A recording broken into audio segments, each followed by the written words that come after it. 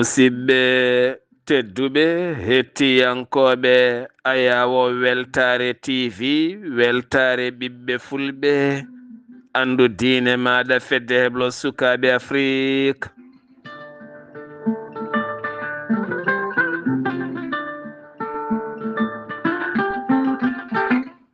so daniri filtima ɓaliri buuɗalirmede fere feeñay windere feñjayi ɓatake bindaɗo mawbare 16 bowte hitande ujunnaje 25 ɓatake men fati koye carika rendo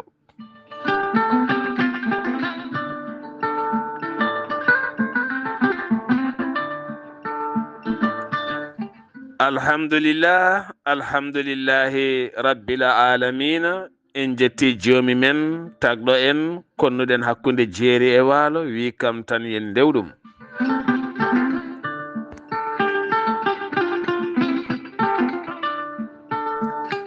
en juule annabi men tedduɗo cuɓaɗo korsuɗo e ɓerɗe men mo jamirɗen yen juule kala saaha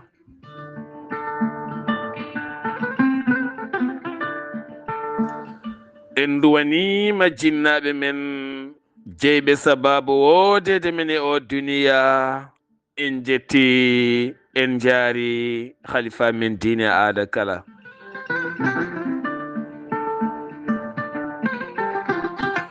musidɓe tedduɓe tawiteɓe jokli windere sénégal mauritanie mali gambi guinée diaspora o kala moni pabɗo woni min calminima min juurimama min ñaguimama duwaw min duwanimama alhamdulillah kala ñande talata eɗen nayo yewtere men carika hande noon en gona goto eɗen jogui mon jadaten en yaday min e yewtere men buuɗalirmede e fannu carika taw kadi ko fanniyanke to banggue mecce keptinaɗo hande o baɗɗo jillu mum ha to leydi Siin taw notani ko Sénégal to banggue kawguel e fannu karallagal ngal wayari on ne jaari hande haaldude kono kadi ko goto e terɗe weltare tv gila hanki ene duuso ndere mum ha yetti hande o darnuɗo duɗal heblo ngarɗugo ngam jangguinde sukaɓe ko mbawi gollorade janggo woto kedde caggal on koɗɗo e nder jayde weltare tv woni mo bismiɗen ñalawma hande o en calmini dendagal bandiraɓe foof en juurima ɗumen ma en jaa ha to Nouakchott jehen ha to PK7 calminen ceerno Boubacar Gaye alhamdulillah takkusana ceerno Hamdoulaye Bio rewi lawol yimɓe nottima ko janga ko duwa ko zikra ko haala ko waɗa e moƴƴere pop yo Allah jaɓanen ya rahman ya rahim ko tata kadi yo Allah yaafo ya rabbal alamin en jahata ha to galle makam Kotir Mbaye Amadou Mbaye musidɗo men ɓi neni men korsuɗo tedduɗo labtuɗo golle Mouhamadoul Ali Ba ko nonne kadi musidɗo coftuɗo goppowo haaju mum gam haajuji yimɓe Hamme Ibrahima Sall kono kadi lobbude yurmede en jejjita Zoubayrou Ly kame sohna Rahmatullahi Sall kono ne kadi Limane Samba Dia hoɗiyanke joom kuɗol bindowo kono kadi peɗɗitiɗo no fewi min nawtuma ha takkay heyɗi e dendagal bandiraɓe kala ɗo mbawi wonde hay goto en ɗaccani kono en jejjitta Moussa Darame mo ganduɗa bawɗo faɗo hande o pewno paɗe hono no paɗe Italie ni so fewni o gayni sa ɓornima tan taw ka gorko ñallata ko ƴamede ha hiira so tawi kadi ka debbo ñallata ko ƴamede ha hiira walla gorko ma ñalla rewde ema ha hiira walla joom suudu ma ñalla rewde ema ha hiira ɗum noon bandiraɓe luɓana men noppi mon min gaddana moɗon koɗo men hannde ma en jewtide makko toɓɓe kewɗe no fewi ko fate banggue fannu karallagal ngal wayari ngal.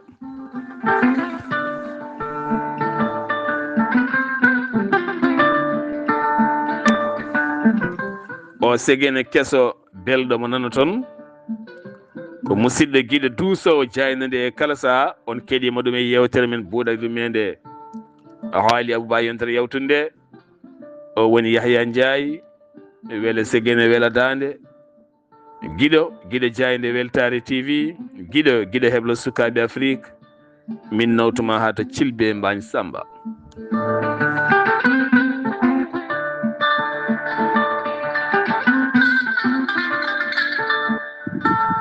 Assalamu alaikum wa rahmatullahi taala wa barakatuhu. Jamal wiyete meɗen hettiyankoɓe yewtere meɗen buuɗal yurmede. Mi salmini onon kala e kuuɓal. Mi ardi salminandu musidɓe meɗen guiɗo meɗen sehil meɗen Sar Abdoullahi Sar Seydi Sar mi salminima no fewi mi juurimama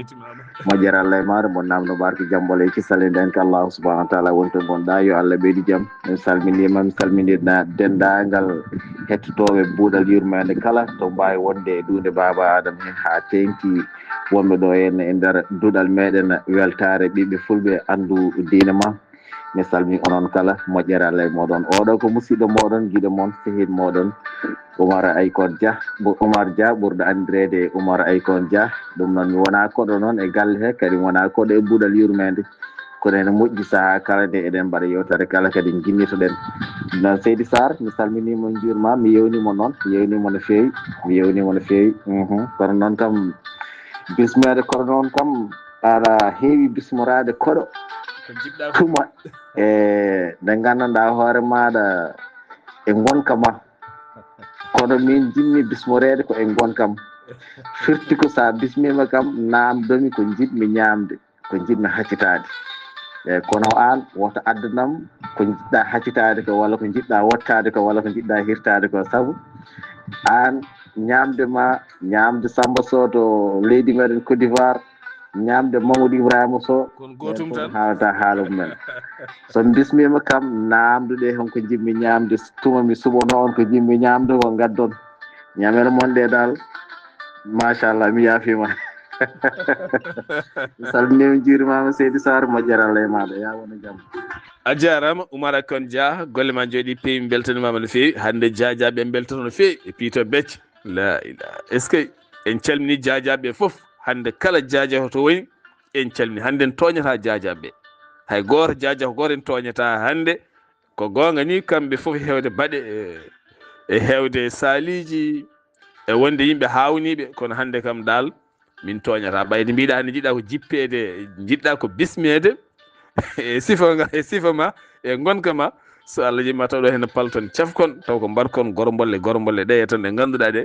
ene waɗa hen Jimbo e Adja e Mami ha heewi no ceerno Yahya Ali wiyatni min calminima ha toon to Kaolack ceerno Yahya Ali a jarama Seydi Dia ceerno Oumar Aykon Dia golliyanke fanniyanke min jiiɗi andude hoto jeyɗa e guure Sénégal holton e diwan Sénégal e Oumar Aykon Dia holko dillata. Seydi Sar moƴƴere Allah e maɗa weltanimama kadi no fewi e ngal ɗon namdal e machallah oɗo ko Oumar Dia wiyete jeeya toon to cuuɗi meɗen ɓundu Coumba Bannadu Bobo Malick Sy sen mbi ɓundu noon wonno ɓundu ne yaaji sen mbiya plus précisément toon to wuuro meɗen Sinthiou Mbaylaji e diwan Goudiri Gare hedde Tambacounda. donc Sinthiou Mbaylaji ene herodiri guure takkiɗe ɗumen Sinthiou Demba ene hen jeeya Gurel Bayti ene hen jeeya Gudi Wuro en Fergo en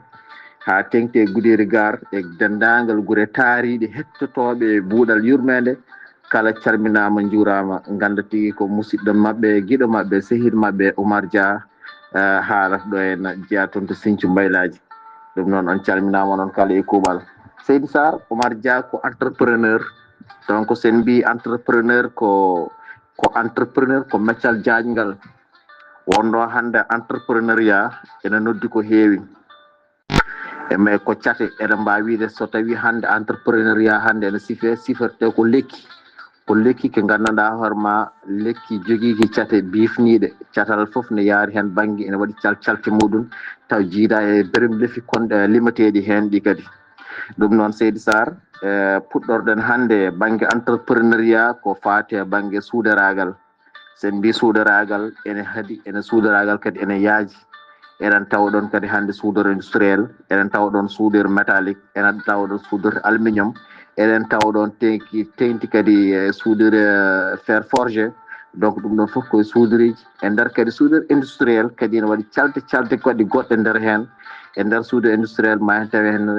soudure à largon woni tungsten inert à gaz ma en taw hen kadi soudure à migmag woni métal inert à gaz wa en taw hen kadi soudure à électrode mo ganduɗa hoorema on woni baguette on mo yimɓe hewɓe ɓuuri andude comme soudure kala nde wiya soudure tan ko ɓuuri hen hewde ko on ɗon soudure mbawi sifanademo woni métallique wonno ko on ɓe ɓuuri andude e donc ma en taw hen kadi soudure semi automatique ɗon foof kadi koye soudaragal ma en gaari hen goto foof kadi sifa e muɗum e kadi hol nafoore muɗum haw kadi holto ɓurata hutorede e dendagal ganduɗa hoorema e leyɗele meɗen walla e diwnuji meɗen walla ha tengti kadi e diwanuji meɗen hannde e nder leydi Sénégal inchallah. Oumar kon Dia golle ma jooɗi peewi ɗi fannuji suudoragal ɗi kala Ramata Dia Penda Dia ceerno Yahya Dia Mbahe ɓeɗo kala ala hen haydara ala koɓe gandi ko kalaɗo hen ko kay a wili haqqillaji mabɓe ɗi ha laaɓi jaja tan andude ko wayni hen machallah. Oumar kon Dia ko entrepreneuriat Oumar kon Dia jogui ko entreprise on saaha entreprise to banggue suudoragal hono o wiyete e hoto jooɗi.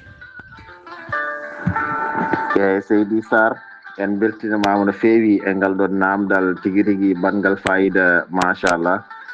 Hande entreprise o wiyete ko Bolumbal fabrication eɗen gandi so wiyama Bolumbal kala ɓi pullo so nani inde Bolumbal en andi tigui rigui ndeɗo inde ala fof to ne jeeya sona e fulfulde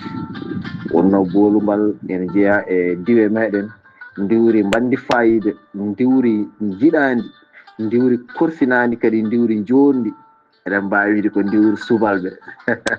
machallah cuɓiɗen ndeɗon inde guinnirɗen ɗumen entreprise o Bolumbal fabrication ko ɗon ndeysan mbeɗa wawi wiide mboɗo rokko ɗon dédicace musidɓe meɗen jiɗe meɗen sehiɗ meɗen kadi mo ganduɗa hoorema mo mbiyanmi jatigue ɗanniɓe woni Amadou Gatte Mare Ba machallah ko client tigui rigui e nder Bolumbal fabrication saabu jeyama e neɗɗo dokkowo Bolumbal marché ji ma en garoy hen so Allah jaaɓi ko kanko heewide Bolumbal ne weeya nokkuji kala donc Bolumbal fabrication ko inde e dokkuɗen Bolumbal fabrication guinnirɗen no entreprise meɗen Bolumbal fabrication jooɗi hande ko ɗo e nder leydi Sénégal kono ene weeya partout dans le monde entier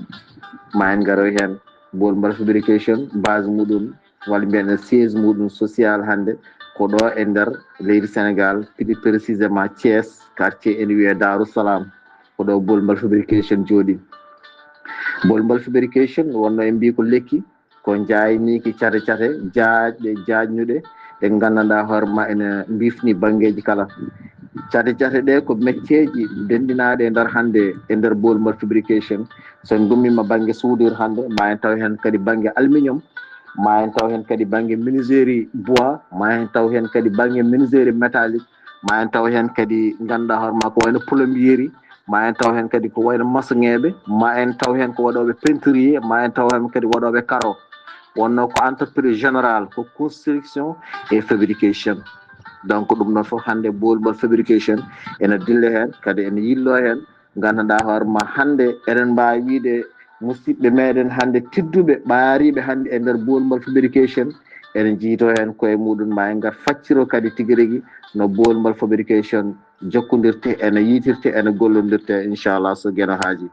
Oumar kon Dia Bolumbal fabrication Bolumbal wulliluki wullani mere Bolumbal koko wullata dande welde sirkitonde sura e walla mbiyen sora nata e duule humpita kala windere Bolumbal fabrication wonti lekki mawki ɓokki mawki ki ganduɗa ene waɗi catal kala wonko naftata ɗum woni oɗo entreprise mo kalaɗo hen o firti ko Bolumbal fabrication ko foɓre mawde kono noon ne waɗi cete kewɗe cete ɗe kala won hen cetal ngal neɗɗo wawi rewde ha woda ko woni kadi rutto kadi watta gollirade ha yimɓe kala jiiya ko entreprise baɗɗo cete kewɗe ne waɗi hen fannu peinture ne waɗi hen fannu soudeur soudaragal ne heewi leƴƴi no mbiɗa ni ma en gar hen kono hande mboɗa andi reedu Mouhamadou Ibrahima Sow dogat tan nde tawno suusama mi anda ko awoni mo suusamo mi anda kankol mo suusama mboɗi ɗi gartan tan e lawol mum ɓundugol kono wona hande noon ala lawol mum faade Madina Gounass lawol mum kawnigol ngol Oumar ay kon dia gartaten koye fannuji suudaragal holno ɗi mbayi e holno cuudirton ɗin e holno jangguinirton ɗi eyyi Seydi Sarr donc en garaɗe ko fate banggue suudaragal tigui rigui suudaragal do mbirmami hande en heewi façon ngaji mais suudir mo ɓurɗen andude hande o ko suudir ko fate banggue métallique woni sen mbi métallique ko fewnoɓe ko fate baafe e palanteji ha e guiriji e fofoof muɗum ɗum kadi bolmbal fabrication o liggo ɗumen noon wonnoon jogui atelier industriel atelier mo ganduɗa ma ko kala ko fate banggue métallique foof ina fewno hen voilà en pewno baafe min pewno guiriji min pewno palanteji kadi enen nelde partout hande e nder leydi Sénégal nelde ɗo ha Fouta ɗo ha Ɓuuta kono foof fewnete hande ko ɗo e nder Thiés wonnoon min mbaɗat ɗumen ko transféré e auto ji bagage ɗi nawa ɗumen nawana jomum kadi ha yettoyo to woni to eyyi donc ko ɗo noon fewnte e nder Thiés inchallah banggue suudir goɗɗo ko sen mbi suudir industriel hande yanni ko fate hande e banggue pétrole et du gaz wonno ngal ɗon suudaragal yimɓe hewɓe ganda ɗumen noon suudir oɗon enen tawa ɗon suudir arc électrode woni baguette aji enen tawa ɗon kadi gaz argon enen tawa ɗon kadi gaz mo ganduɗa hoorema ko CO2 on suudirte ko chimie automatique e ganduɗa hoorema ɗum ɗon foof ko façon suudirde protection wonno jamɗe ɗe foof e protection muɗum kadi e pression muɗum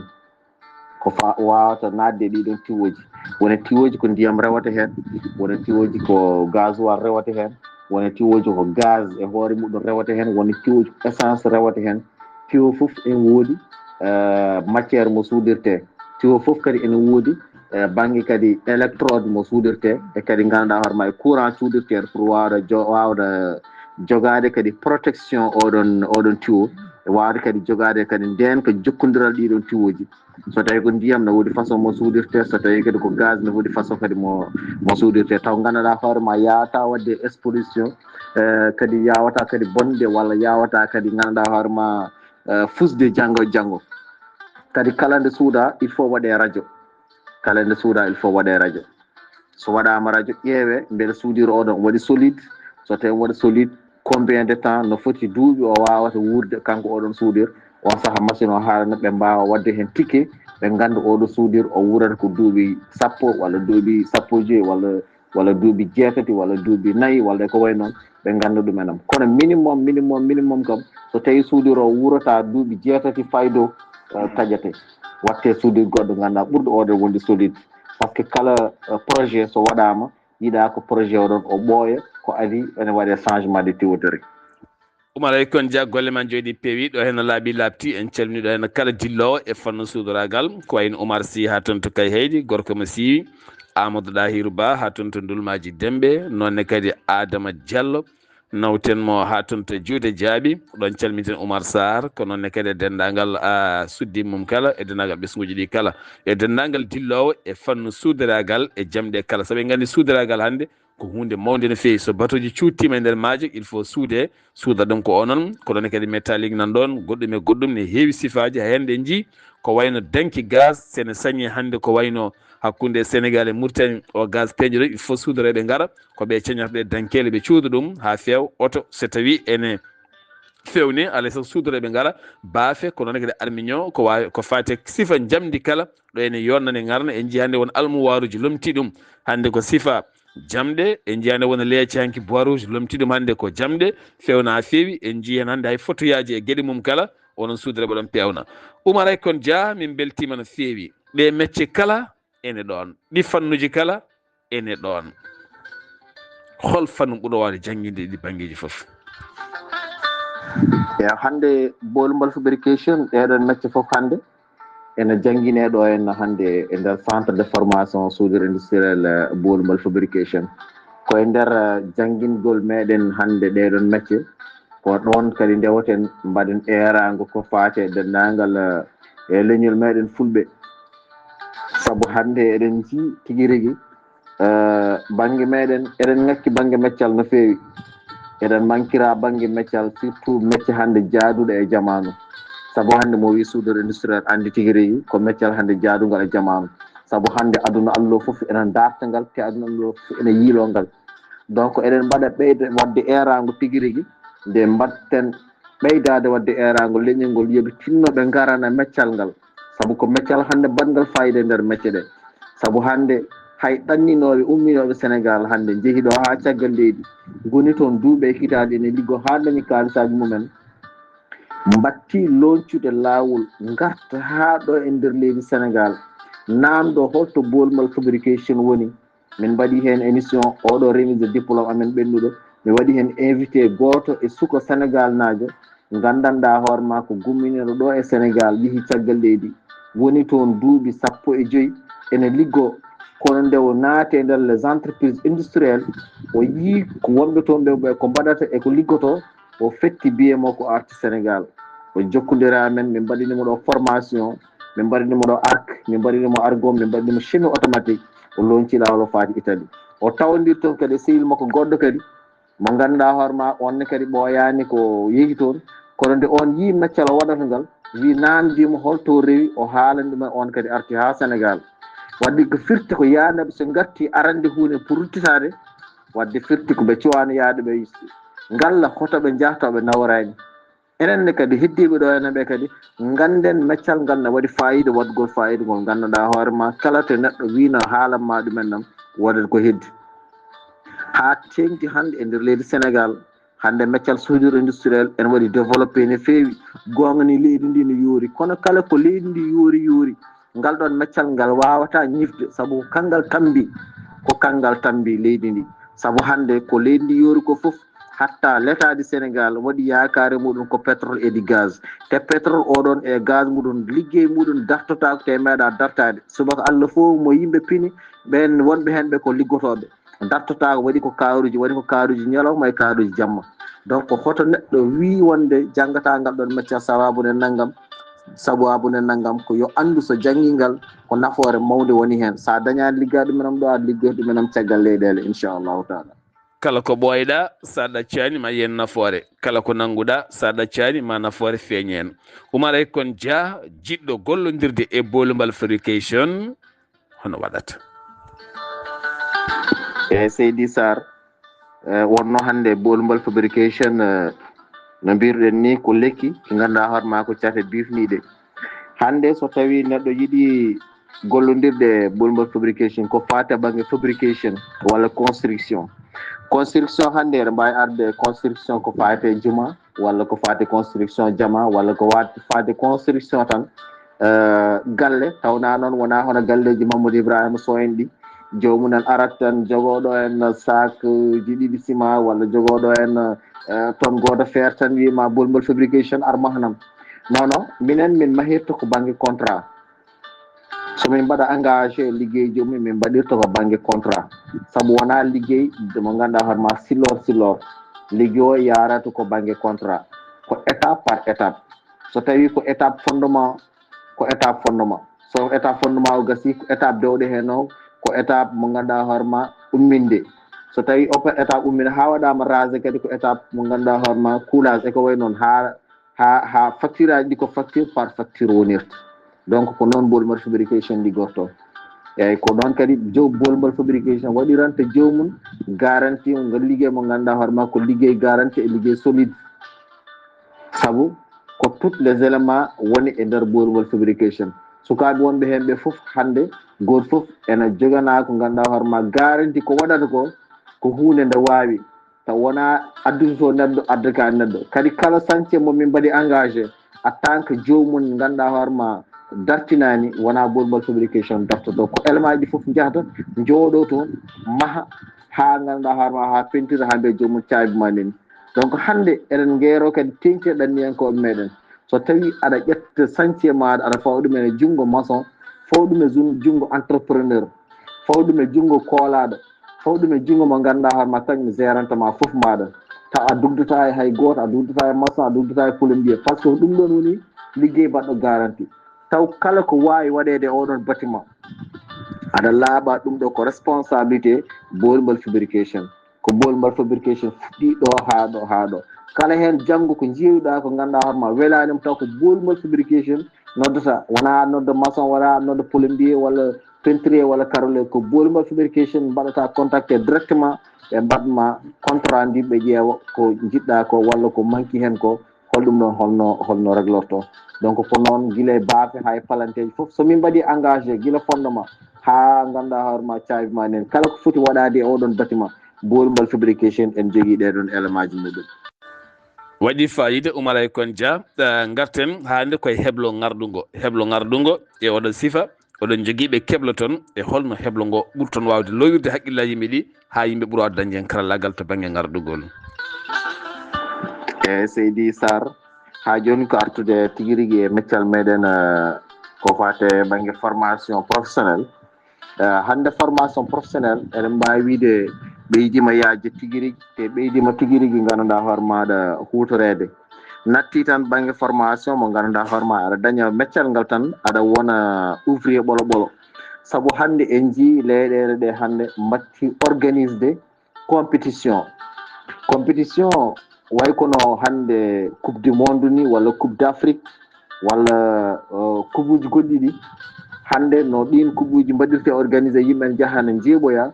hande ko noon meccal soudure industriel waɗirte hande organisé partout dans le monde. hay nder nduɗo lewru septembre ndu gummiɗen anni a yoni seede machallah Sénégal waɗanoma suggéré ko fate banggue compétition de soudage e nder leydi meɗen Chine. Sénégal nodda hen dañi yaade ko bolmal fabrication e hoore muɗum ummiɗo hen nawori tigui rigui élément ji ɗi jangguini sukaɓe ha e worɓe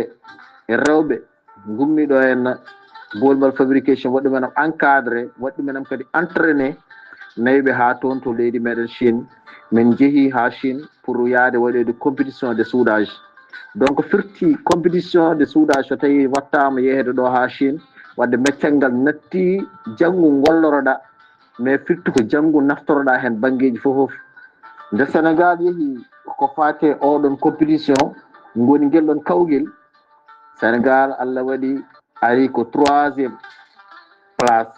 e nder dendagal leyɗele aduna Allah o, saabu ardi en ko leydi ndi wiyetendi Chine ƴetti premiére ko leydi wiyetendi Mongolia. leydi Mongolia kamɓe ko ɓuuri hewde e yimɓe leydi ndi eɗen mbawi wiide ko sodareɓe wonno leydi ndi eɗen mbawi ko fate banggue fabrication foof hande koye nder leydi he yaltinte ene nawe leyɗele goɗɗe. hande hay Amérique ene jiggo e mabɓe ko fate banggue préfabrication. sen mbi préfabrication ko hunde fewnade ha paari en joƴƴina ɗum tagui kamɓe ndiɗon leydi pour mbawa gañaɗaɓe ko fate banggue soudure weeɓani. Chine noon ko kañum e hoore muɗum waɗi organisé mondial o kadi saabu wonano coupe d'Afrique tan ko coupe de mondial wonno ko leyɗele ɗe fof ndendino toon kala leydi ndi ganduɗa e monde o tawtoromo oɗon compétition addi yimɓe mum pour wadde compétition. wadde Sénégal nawi ɗon raay mo ganduɗa hoorema ko raay mawɗo. Sénégal ƴetti ɗon 3e place nde Chine ɓenni ko Sénégal waɗa déclaré 3e place koto fate banggue oɗon compétition. kala leydi ndi miijiɗa Sénégal hetti ɗumenam hande dow ko fate banggue soudiragal te ɗum ɗon foof ko sababude Allahu subahanahu wa taala e sababude bolmal fabrication Sénégal gagniri oɗon ganduɗa hoorema compétition mo ganduɗa hoorema woni ARCOP international de soudage kamɓe mbiyete welding. donc ɗum ɗon firti ko hande meccal soudure industriel natti tan janggo gollorɗa firti ko janggo ha mbawa kadi kollira ɗumen e monde entier o foof ha yimɓe foof aduna foof anda kadi yiiya kadi ganda kadi meccengal a wawi ɗumen kadi ganda kadi nafoore meccengal. Sénégal kadi waɗino ɗo hen compétition goto national e nder leydi ndi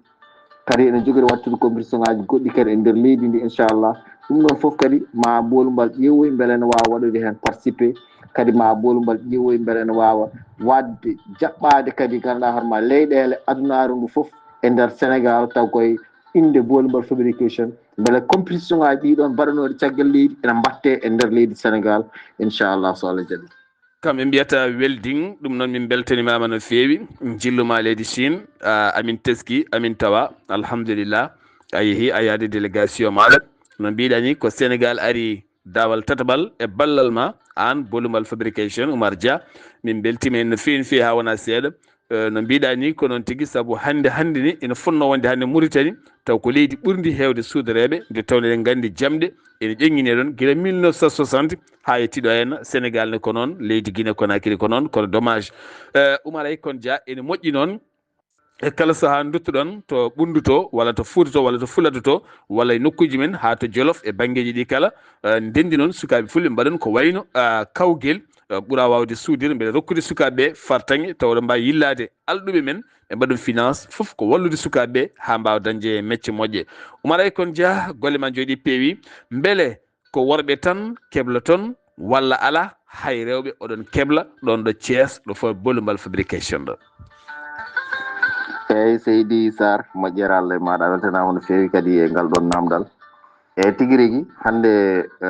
heblugol sukaɓe ko fate e banggue formation professionnel amin kebla hande worɓe amin kebla hande rewɓe amin kebla worɓe amin kebla rewɓe saabu hayde compétition Chine o yahetede mi nawi rewɓe mi nawi worɓe wonno ɓen foof ko ɗo henna ɓe kebla e nder centre de formation bolumbal fabrication. Bolumbal fabrication école o e hoore mum e entreprise foof ene waɗa reconnaître par l' état du Sénégal entreprise o omo jogui document ji makko complet ko fate banggue construction ko fate banggue fabrication ko fate banggue formation professionnel eyyi ɗin foof hande omo jogui. Hande kala mbaɗoɗo formation a heɓat contrat d' engagement oɗon contrat d' engagement on waɗa kadi reconnaître par l' inspection du travail du Sénégal pour kala garɗo e amen ene waɗa formation wonno jamanu o deƴani ko minen jogoto foof mun kadi ñamdu mun yardu mun hirade kettade bottade foof mun e logement muɗum ko appartement ji hewnata wadde firti saɗa jogo bani adama neɗɗo janano yataw aɗa jogo ɗum e condition ngaji moƴƴi ɗum tagui min pewno contrat d' engagement ko fate banggue formation donc ɗum ɗon kadi yoɓete foof yoɓete so jomum yooɓi formation général hankkadi nam ha ummoɗo henna ala ko yoɓata goɗɗum wonno ko formation accéléré ala date limite goto foof limite tan koye banggue profession mo yaari o so tawi ko arc ene waɗi temps muɗum e jobdi muɗum so tawi ko argon ene waɗi temps muɗum e jobdi muɗum so tawi ko mix ene waɗi temps mum e jobdi muɗum contrat ɓurɗo ɗo judde woni mix taw mix jomum nawdi ko métier ɗe foof so heewi ko 8 mois ko ɗon haadata taw ko jomum kala ko fonno janngude e banggue métier formation industriel woni gorko woni debbo e nder 8 mois tar ko foof ɗiggini taw foof ko ɗo wonata e nder galle he ɗo wonata e nder appartement ji he ñamdu makko yardu makko ɗo tawatamo hay hunde hen ala ko yilloto boowal. ɗum noon musidɓe tedduɓe ko noon keeɗi kala joguiɗo ɓiyum ene yiiɗi yo janggu métier ko faade banggue suudaragal e fannuji ɗin kala sa jokkodiri e bolumbal fabrication ene gasa ma ɓi arton kono foof noon ko jebdi koko yoɓete ha timma no comme école aji ni no comme daara ni nde tawno suko koko losete koko ñamata koko yarata koko jangguinte taw kadi koye dow sifa peewal ha joomum gayna nden noon wawa artude e maɗa. Oumar Aykon Dia min jiiɗi andude tan kamɓe ɓen aroɓe ne jangga ɓe holno foti duuɓi ɓoygol heblo ngo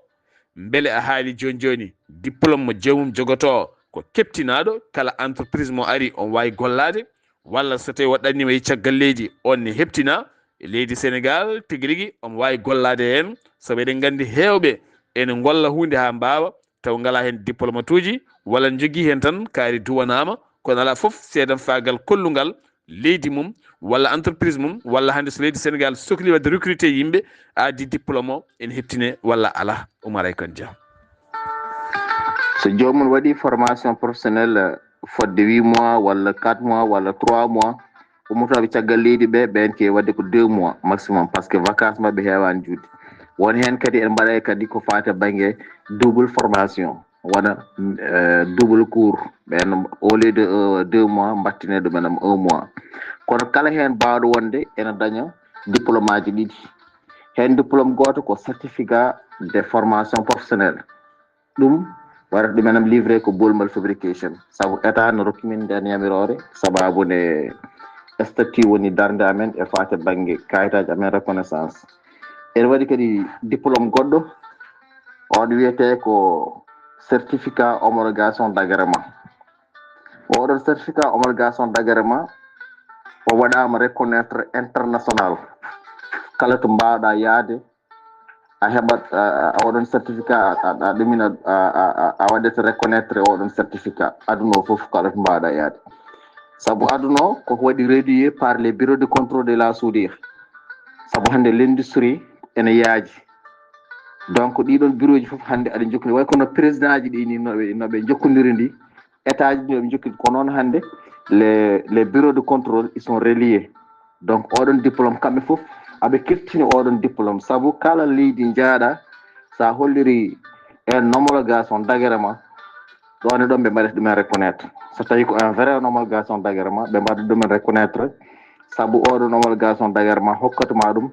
ko bureau de contrôle de la soudure sénégalais donc hade ma hebde kadi oɗon diplôme saabu cahan heɓani mum sa ari aɗa waɗa formation a waɗat pré a parat tigui rigui pour wadde affronté woni haɓade tigui rigui pour hebde ngal ɗon gandal sa haaɓima pour hebde ngal ɗon gandal so tawi a haaɓima ha andi tigui an woodi ko keɓɗa e gandal ngal il faut mbaɗa test passé d' examen oɗon examen ɓuuri musde hay examen bac saabu ko examen mo ganduɗa hoorema to tawi to document ji ɗi jahata to e pièce de conviction mo cuudata o saɗa waɗa examen wona e cahier e bic mais ko e pièce goto cuudata sa suudi e pièce a gayni a nettoyat mo haw laaɓa haw ranwa tal mbaɗamo e ko fate banggue paquet o nawe bureau de contrôle de la soudure sénégalais kamɓene ɓe ƴettata mabɓe ɓe mbaɗa ɗumen contrôlé pendant 2 ou 3 jours maximum ɓe mbaɗami min directeur général bolmal fabrication compte rendu ɓe mbiyami élément maɗa naggam élément ma kaari mbaɗnoɗo examen waɗi réussite walla o waɗi échoué so tawi o waɗi échoué ɓe kalana kam holko saabi hol défaut ji gonɗi e nder pièce makko d' examen oɗon so tawi o waɗi réussite ɓe mbaɗimi contrat ɓe mbiyami o waɗi réussite o wala hay défaut goto défaut ji foof kadi ɓe gartata hen défaut naggam o suudiri ɗumenam temps et temps et temps ala défaut naggam o suudiri ɗumenam temps et temps kadi ala défaut ha défaut ji ɗi gasa ɓen kalani wonde o waɗi réussite ɓe pewnanam examen ɓe pewnanam oɗon diplôme homologation d' agrément wona kanko o heeɓi homologation d' agrément joni homologation d' agrément so neɗɗo heeɓi ɗum kadi hol nafoore homologation d' agrément nafoore diplôme homologation d' agrément ene heewi saabu ma waw yillade e plateforme uji pétrolier gonɗi hande nder maaje kaɗɗe pour wawde nadde e nder maaje kaɗɗe nder ndiyam taw aɗa suuda toon taw gandanɗa hoorema ko cuudata ko tuyau mo ganduɗa hoorema ko gaz rewete mum walla ko pétrole rewete mum walla ko wawi wonde foof e matiére dewo hen ɗum ko so tawi a ala homologation d' agrément a wawa suudde ɗumen nam saabu ko cuudata ko ça doit être garanti te saɗa suudu ɗumen nam a handinde tigui rigui ko cuudta kon foti wadde garanti fodde duuɓi sa yeehi kadi e port les ports naval ma mbawa suudde ko fate banggue bateau ji mawɗi cargo ji toluji mabɓe jaajino muɗum ma won hedde 4 ou 5 centimétre donc a suudira ɗumen baguette walla semi automatique ha tolo heewa teb ko fate banggue suudira ɗum ko watte banggue assurance muɗum ha ɗiɗon batuji mbawa chargeude ko teddi taw ɗi gandanɗa hoorema ɗi pusata ɗum ɗo foof kadi ko hen ɗiɗon garanti wadde ko ɗiɗon suuduruji hande janggueteɗo henna e nder centre de formation bolmal fabrication kala kaɗa wawa kala kaɗa waɗa accu ha mbawa colel noon yimɓeɓe mbi kala kaɗa waɗa accu ha mbawa sa wawi tan sa jangini goɗɗo wawata ɗum woni jangguinde jangguina neɗɗo ha dokka ɗum diplôme keptinaɗo ɗo yeehi kala heɓtine a jarama Oumar Aykon Dia yewtere men ari e woɗɗoyde ñawli hankkadi min ɗaccuma ñamoya cookema ñirema hono ko Rama Gueye en jiiɗi ko ɗo calminten musidɗo men guiɗo men sehil meɗen woni Abdoul Malik Abdoul Tamboura min nawruma ha toon to guddude jobɓe walla mbiyen guddude ndebɓe ko gotum hande puujoji ɗe kewa tan saabu eɗen gandi so tawi a bismima Diadia o jiɗɗo ñebbe kalde ɗojjuɗa sikkata ko ñewre arata ɗum wonata hen tan e rango maɗa e mbaynigu maɗa e tongode ma ceerno Oumar Aykon Dia. Seydi Sarr ko adi fo ko weltare mawde weltanadema kadi e jarnadema tigui rigui e ñaganadema kadi Allahu subhanahu wa taala moƴƴere jaam e kisal e nden ka welede Allah bi jaahi seydil wujudi sabu machallah guila nannguɗa a woppani e guila poɗɗa leñolngol takkuɗa ɗumenam e becce ma kadi a yolbinani hay saaha goto darde ma waɗi fayida Allah seydima leñol pular kala seydima leyɗele fulfulde kala ceedima darde Abdoulaye Sarr e leñol pular sawtu ma jaynima kadi sawtu ma yeynima sawtu ma kadi yirlima dendagal leyɗele wadde jaroɗo koye maɗa Seydi Sarr yo Allah subhanahu wa taala yoɓe moƴƴere bi jaahi rasulillahi wasiyam hande e leñol ngol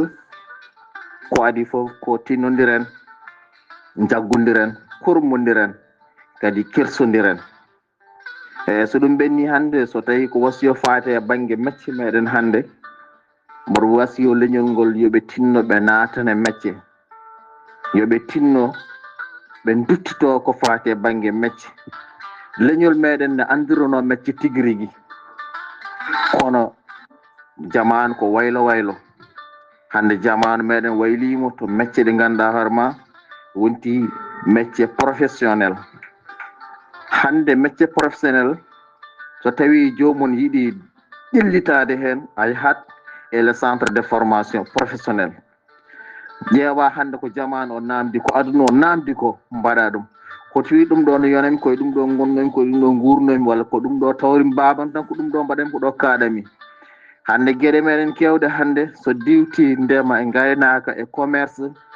métier keddiɗe ɓuuri hen hewde en daɗama hen wadde woto jaɓen ɗum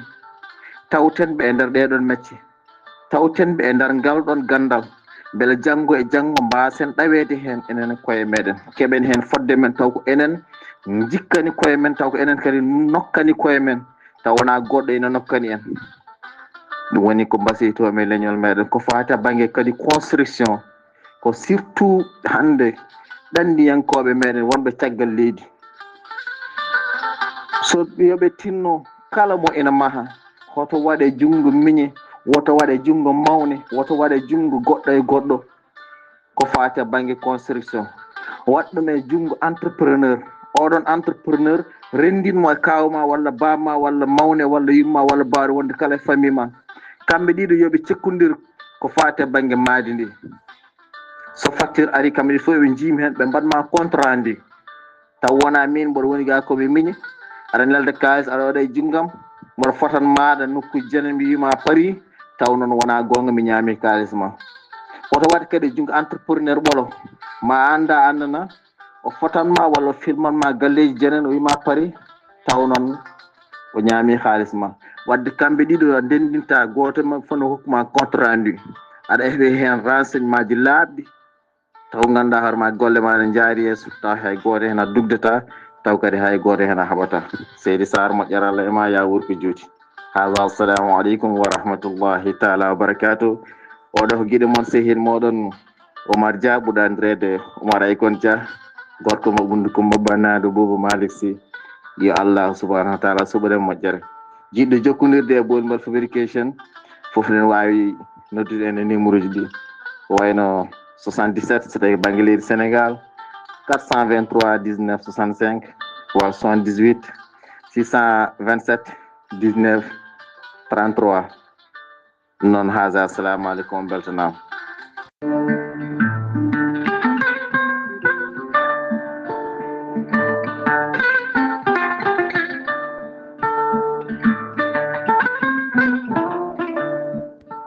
Oumar Aykon Dia a jarama golle ma joyɗi peewi kala mon jiɗɗo jokkodirde tonggode Oumar Aykon Dia mbatta ko 77 423 19 65 walla mbaɗa 78 627 19 33 ma jokkodire makko so ɓiyen jiɗɗa jangga toon so jiɗɗa ko mahanede so jiɗɗa ko suuda ranede so jiɗɗa kadi ko gueɗe fannuji foof ma mbaw yewtide hen Oumar Aykon Dia golle ma jooɗi peewi ɗum ɗo hen no wonno musidɓe tedduɓe yewtere men hannde buuɗalil meɗe carika nayiɗen hannde ko yowɗo hen no fannu segene belɗo ko Yahya Ndiaye weele segene gorko mo Thilɓe Mbagne Samba kono kadi to karallagal to ko Saydou Abouba ɗo yeeso haalirde he ko musidɗo moon guiɗo moon sehil moon Sar Abdoullahi Sarr bismino Oumar Aykon Dia Bolum Fabrication ketki malayki jaam yo jaam Allah ñalla neno